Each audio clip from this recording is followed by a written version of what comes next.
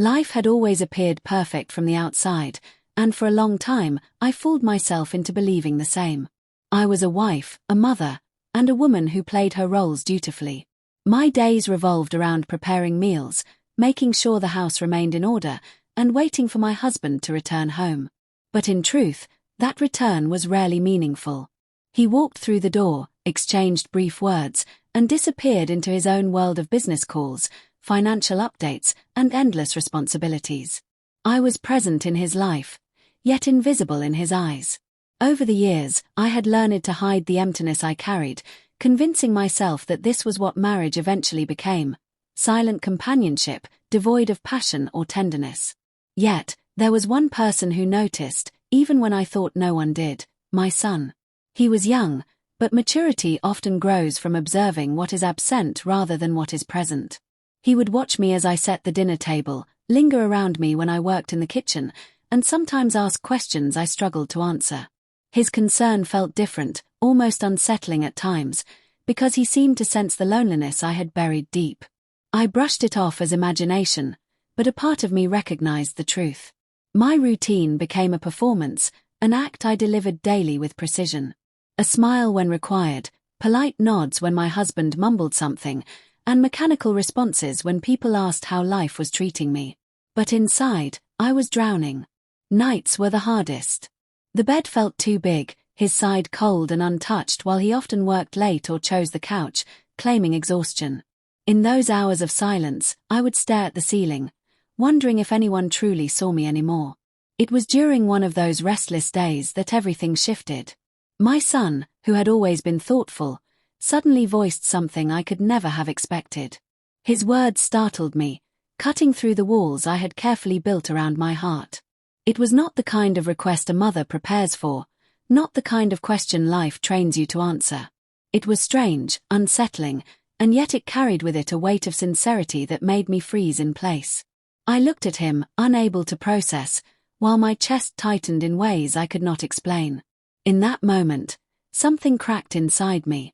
All the loneliness, all the years of neglect, all the nights spent yearning for attention, they seemed to rise at once, demanding to be felt.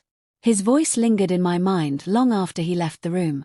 I told myself it was nothing, just words from someone too young to understand their meaning. But deep down, I knew differently. His request was more than innocent curiosity. It carried an echo of something forbidden, something I dared not acknowledge.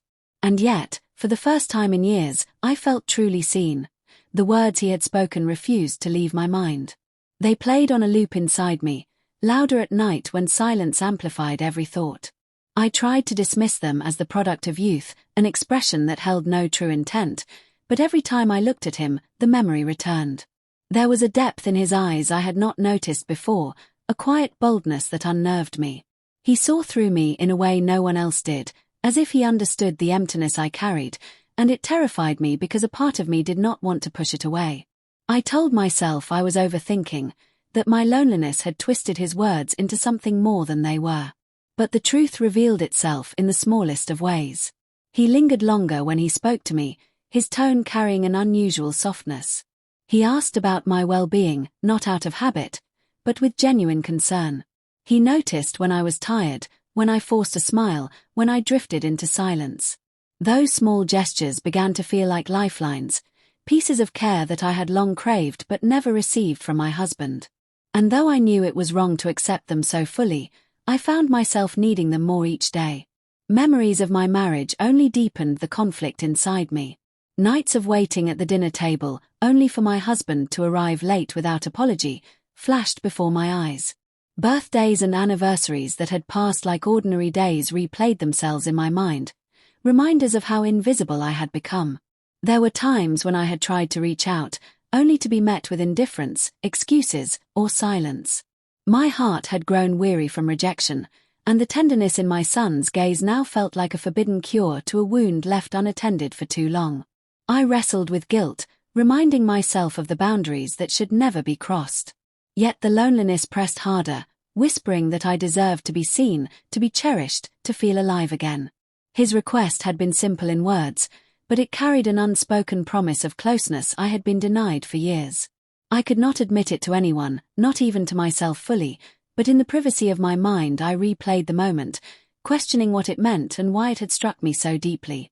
One evening, as he sat beside me, the air grew heavier than usual. He asked if I was happy, his voice so steady it felt rehearsed. I wanted to lie, to smile and say yes, but the truth broke through my lips in silence, in the way my eyes betrayed me. He noticed. He always noticed. That was when I realized the line between us had already begun to blur, not through touch or action, but through the dangerous intimacy of understanding. And for the first time, I did not step back. I let it linger. I let it grow. The shift between us was subtle at first, almost invisible, yet undeniable to my heart. What began as conversations filled with concern soon grew into moments charged with emotions I could not name. A brush of his hand when passing me something lingered longer than it should have. The way he looked at me carried a tenderness I had not felt in years. Every moment that should have been ordinary became weighted with unspoken meaning, and each day I told myself I would resist, only to find that I was already yielding.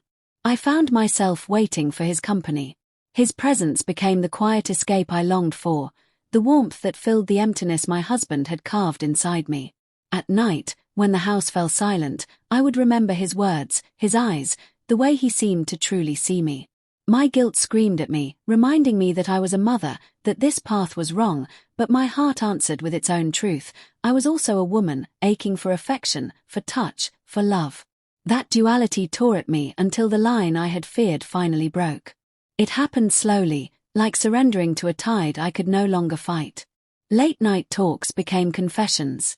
I admitted the loneliness, the years of neglect, the way I had felt like nothing more than a shadow in my own home. He listened, not as a son to a mother, but as someone who carried my pain as if it were his own. That empathy wrapped around me with a power I could not resist. When he whispered that I deserved better, that I deserved to be cherished, I believed him, because every word matched the ache inside me. The first time our embrace lasted longer than it should, I felt the world shift. My heart pounded, fear and desire twisting together until I could no longer separate them. I knew I should have pulled away, that I should have set boundaries, but instead I closed my eyes and allowed the moment to hold me. That single act tore down what little restraint I had left. Once the wall was broken, there was no rebuilding it. I told myself it was wrong, but I also told myself it was the first time in years I felt alive. In his arms, I discovered a warmth I had forgotten existed. Every forbidden touch ignited a spark that spread through me like fire, consuming the coldness I had endured for so long. I knew this was a dangerous path, that once crossed it could never be undone, but I could not bring myself to stop. I had been starving for connection, and now that I had tasted it, I could not let it go. For the first time in years, I felt desired, seen, cherished, and I surrendered completely, even as guilt whispered that I was destroying everything I once vowed to protect. In the quiet aftermath, I realized nothing in my life would ever feel the same again. What I had allowed to happen filled me with a storm of emotions I could not silence. There were moments when my heart soared, when I felt whole in ways I had not known for years, but those moments were quickly drowned by waves of guilt that struck without warning. I would stand in the kitchen preparing dinner, my hands trembling because I could not stop thinking about what I had done, what we had become. My husband's voice in the next room felt like an accusation even when he said nothing at all, and every time I looked at my son, I saw both comfort and betrayal staring back at me. The days became heavy with secrecy. I smiled when I was expected to, laughed when it was required, and played my role as though nothing had changed. But inside, I was unraveling. At night I lay awake, torn between shame and longing. I hated myself for craving what should never have been, yet I could not erase the memory of how alive I had felt. It was a cruel paradox. One moment my chest filled with warmth at the thought of his arms around me, the next it ached with fear that the world would discover the truth I was hiding. My marriage grew even more distant, though my husband hardly noticed. He lived in his own world of obligations, never questioning why my eyes seemed far away, why my voice carried a weight it had not before. I resented him more with every passing day, because his neglect had led me into this darkness, yet I also resented myself for surrendering to temptation. The bond one once had with my son shifted into something I could not define. We avoided speaking about what had happened, yet the silence between us spoke louder than words. He looked at me differently now, not as he once did, and I carried the knowledge that I had allowed something sacred to shatter. Each step forward felt like walking on fragile glass. The guilt grew heavier, pressing into my chest until breathing felt like a burden. I wondered what would happen if the truth were ever uncovered, if whispers turned into revelations. Would I lose everything? Or had I already lost it the moment I crossed the line?